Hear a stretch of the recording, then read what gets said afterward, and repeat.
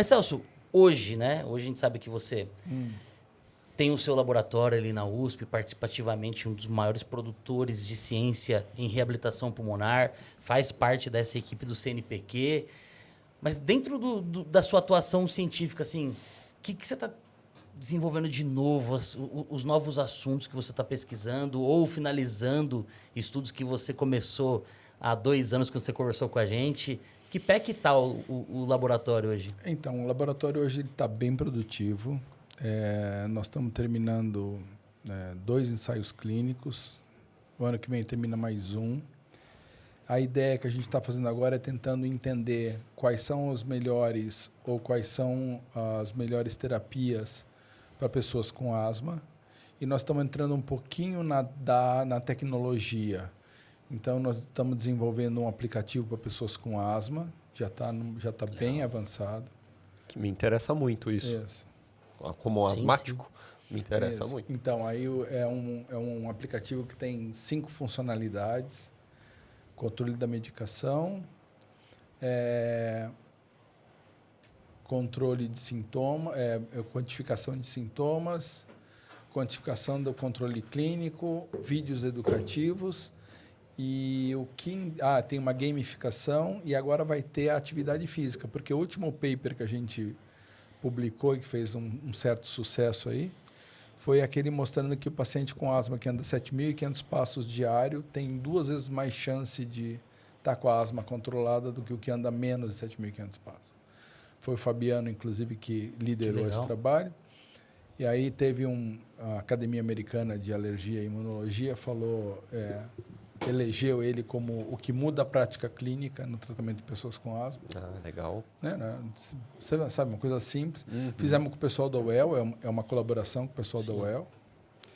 E nós estamos para a área de tecnologia, então o que nós estamos fazendo é o aplicativo e em breve nós vamos começar o desenvolvimento de softwares pela voz para detectar quando a asma está fora de controle, para detectar quem tem asma, quem tem disfunção de perda vocal, tentar predizer quando o cara vai ter a crise.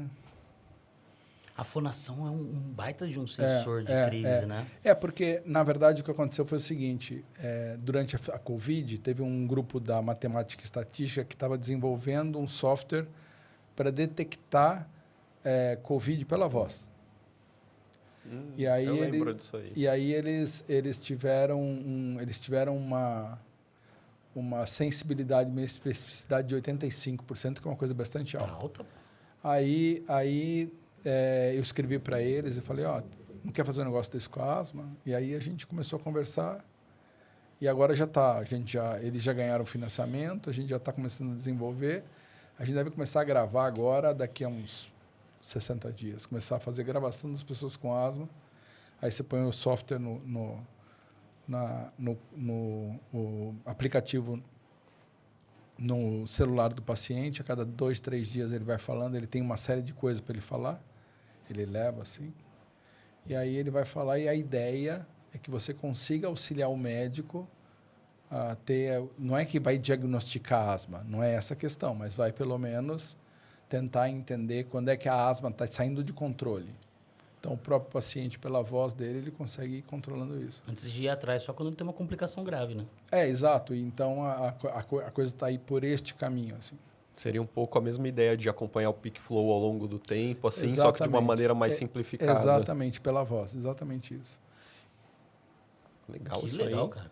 Legal, E tecnologia é isso. Exatamente. Eu acho que celular é uma coisa que todo mundo hoje tem ferramentas e utilizar isso a favor, principalmente de pacientes que têm uma alta chance de complicar. O Celso, por exemplo, ele teve uma participação ativa, acho que inclusive deva ter ainda hoje com a Associação Brasileira de Asma Grave. Essa participação na identificação precoce de possíveis complicações, de crises que esse paciente possa ter, com certeza vai melhorar não só a qualidade da assistência, a qualidade de vida, os resultados, e diminuir um monte de problema que esse paciente possa ter, de chegar em crise grave, em tórax silencioso na sala de emergência. Na verdade, a gente nunca teve uma coisa direta com o pessoal, com o consenso de asma grave do Brasil. Mas o que aconteceu foi que, por exemplo, pela primeira vez, um consenso internacional o nacional tenta estabelecer quanto o exercício é importante para o tratamento da asma. Sim. E aí isso aconteceu em 2022 com a doutora Regina Carvalho Pinto escrevendo, junto com o pessoal da SBPT, escrevendo o consenso. Eu lembro que em 2019 teve um evento na Alesp e lembro da Evelyn falando muito sobre isso. A Evelyn Freitas falava sobre... porque ela pesquisava a gameterapia em crianças com asma. Eu lembro que a indústria farmacêutica estava ali, rolou até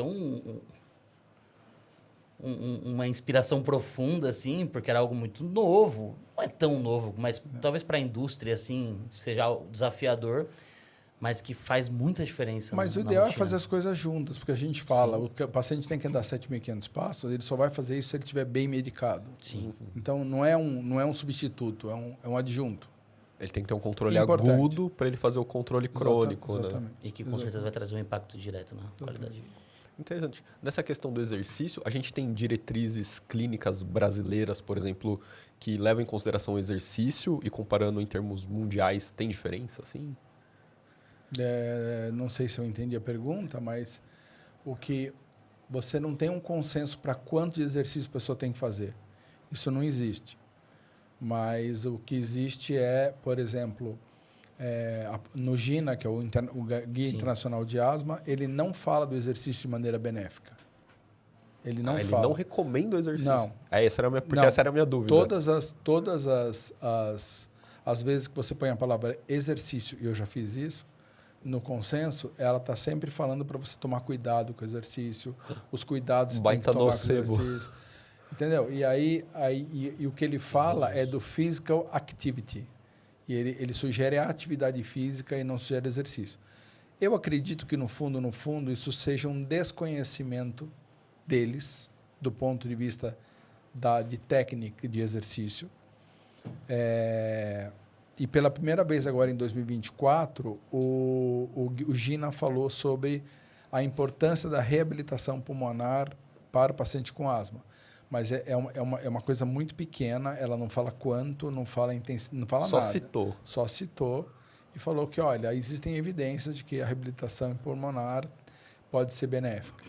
O consenso brasileiro de asma de 2022 é que fala do exercício e fala dos papéis, do papel anti-inflamatório que a gente mostrou. Aí eles falam sim. O britânico fala um pouquinho e o australiano fala um pouquinho, mas não fala muito bem.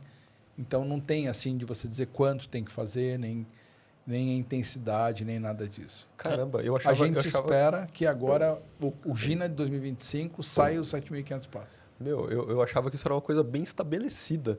Eu acho que a gente tem um viés grande aqui no Brasil quando a gente fala de reabilitação pulmonar, né? Comparado ao mundo todo, quando a gente fala assim. Acho que a gente, principalmente como fisioterapeuta, talvez a gente tenha essa ideia muito clara de que é benéfico para o paciente.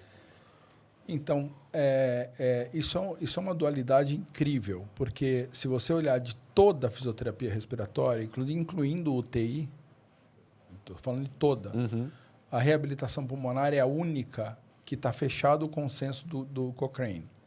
Ou seja, está fechado a ideia de você mandar um consenso para o Cochrane dizendo se a reabilitação faz bem ou faz mal. Por quê? Já está mais do que mostrado que faz bem.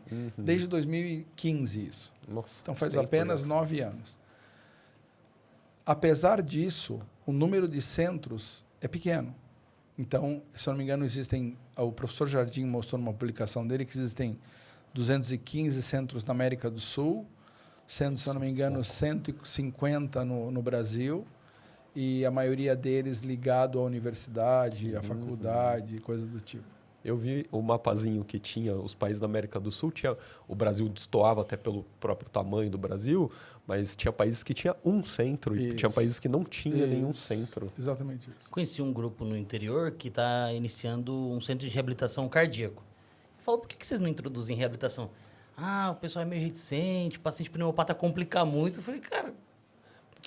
então, mas existe um receio pouco por parte, né? Exatamente. É um pouco de medo, por um lado, é um pouco de... desconhecimento por outro. Então, acho que a primeira coisa que eu acho que a gente tem que fazer é formar todo mundo. Acho que é a primeira coisa, porque quando a gente fala de exercício físico para asma, eu já fiz isso algumas vezes, Você vai dar aula para médico. Exercício físico está aspa. Ele levanta a mão e fala, mas quem é que pode trabalhar comigo? Ninguém sabe fazer isso. Então, acho que a primeira questão é formar. A gente faz pesquisa bem, mas eu acho que falta a gente formar bem e as pessoas conseguirem ganhar dinheiro com isso. Sim. Tem gente que ganha dinheiro com isso, mas não é uma coisa simples assim, sabe? Tem mesmo em grupos de pneumo que a gente tem e tal, a gente sempre indica 200, 300, porque não tem muito, mesmo na cidade de São Paulo.